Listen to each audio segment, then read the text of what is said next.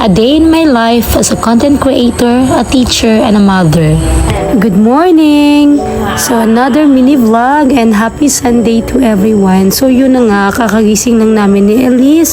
At of course, as always, ang aga naming nagising. Sabay pagkagising namin, diretso kami agad sa labas kasi nga nagpupo si Elise. So kailangan ko siyang hugasan agad. So ang kalat ng aming bahay ngayon kasi nga kami lang talaga dito.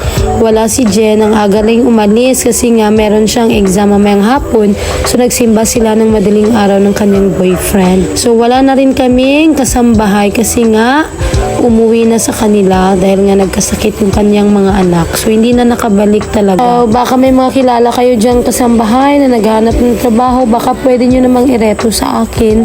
Pwede akong i-PM. So baka malapit lang dito sa Isunan. After nga namin mag-base ni Elise ng diaper, magpapainumin ko na siya ng kanyang gamot kasi nga masama ang pakiramdam niya tsaka may sipon siya. So ayan, ang saya lang kasi ang bilis niyang painumin. So since madaling araw siya nagising kanina, papatulugin ko na siya ng maaga ngayon para makapagpahinga siya at gumaling agad. So ayan, tulog na siya. Grabe, ang bilis lang. So iiwan ko na siya dito kasi tulog na at magluluto na ako ng ulam. But before that, mag-harvest muna tayo ng talong kasi wala kaming ulam ngayong umaga. Kasi ito, fresh na fresh talaga sa aming mini garden. Dito lang yan, maraming bunga always yung talong namin. Diba? Ang sarap lang kasi fresh na fresh. Fresh from the farm. Yeah. Char. Fresh like me. So ayan na nga, nag-prepare na ako. Hiniwa ko lang yung talong kasi ipiprito ko lang yan siya para masarap. Tara, samahan nyo ako magluto. Char, parang expert lang eh. Diba? Expert talaga. So ayan na nga, tapos na ako magsahing dyan. So nahanap na ako ng idadagdag ko kasama ng aking talong. So napag-isip-isip ko na magprito sana ng isda. Pero since kami lang naman, yung gusto ko na lang talaga yung talong, tsaka dinagdagan ko nga ng sardines. Ayan. Favorite ko talaga yung sardines, lalo na pag ginisa siya sa kamatis, tsaka sibuyas. Yun lang, perfect na. Tapos meron din kami natira kahapon na hotdog, yun na dinagdag. Then kape na ako habang nagluluto, yung favorite talaga ko na coffee. I don't know bakit, I can't live without drinking coffee. Nagpapagaan talaga siya ng pakiramdam ko pag nakakainom ako ng kape, sana all. At yung hotdog na yan, mga tira pa yan siya kahapon, hindi na ubos kasi nga maraming niluto si Jen. So ayan, gumising na si Kuya Liam. Ayan na siya. Fresh na fresh, bagong gising. Ay, ang sarap lang talaga yakapin ng mga anak ko lagi. So back to luto na ako mga meg. So malapit na talagang matapos.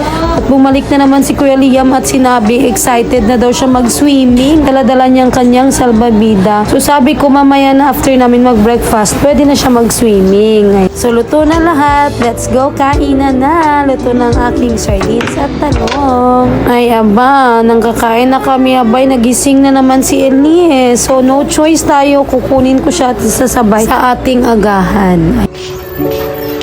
At ito na yung mga niluto ko. Grabe, sobrang sarap. Yan. So, ngiting, masaya. Tara, samahan nyo kaming mag-agahan. So, kasama ko si Kuya Liam at si Elise. So, ito lang yung simpleng ulam namin. So, egg lang ang pwede kay Elise. So, ang hirap ng walang kasambahay kasi dalawa-dalawa talaga yung anak ko. Okay lang sana ko andito si Jen kasi nagpapasubo pa si Kuya Liam. Pero ang aga niya talagang umalis ngayon kasi this is the day na pinakahintay niya yung entrance exam para sa kanyang pag-aaral sa college. So, balik tayo dito. Ayan, ang bait lang talaga yan ni Elise habang nagpapakain ako kay kuya niya. Diyan lang siya naupo. Ay, pa-airplane pa si Kuya Liam na gusto. Ay, nako. Pero okay lang kasi minsan ko lang naman to nagagawa lalo na ngayon ay Sunday. So, family day talaga. So, baka may kilala kayo dyang mga kasambahay na gustong ma-apply. Please, paki-PM lang ako. And after namin mag-agahan, so ibabalik ko muna si Elise sa playpen kasama si kuya niya Liam na maglaro at manood ng TV kasi ang dami ko pang gawaing bahay ngayon. Sunday eh. May pasok naman bukas, di ba? So, dyan lang yan silang dalawa, maglalaro lang. Grabe, umaga pa lang pero medyo pagod na ako. Pero okay lang, nag-enjoy naman ako kasama yung mga anak ko, lalo na weekend. So, after ko doon, ayun, maghugas na naman ako ng plato na pinagkainan namin. Kasi para mamaya pag uwi ni Jen, wala na siyang alaning trabaho. And ito na nga, after ko maghugas, magsasampay na ako ng mga labahan. Kasi kahapon natapos na kami maglaba ni Jen ng mga damit ng anak ko lang naman. Sa kanila lang naman yung nilaba namin. Grabe talaga, pag nanay ka, ang dami mong trabaho. Matapos na lang isang araw, pero hindi mo pa nauubos yan. Pero that's normal, okay lang.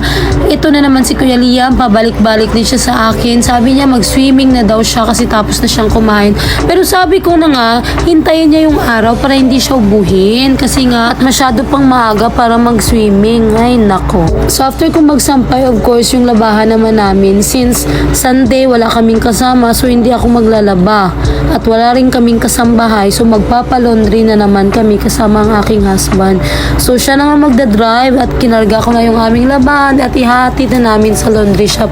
And, sumama na naman si Liam, oh my G. Magpapabili na naman yan. And dito na nga kami, dumating kami, 150 pesos lang dito, 8 kilos na, malapit lang to sa bahay namin. So hindi pa naayos yung mga labahan, pero okay lang yan kasi pagod na ako masyado para i-arrange pa yan lahat.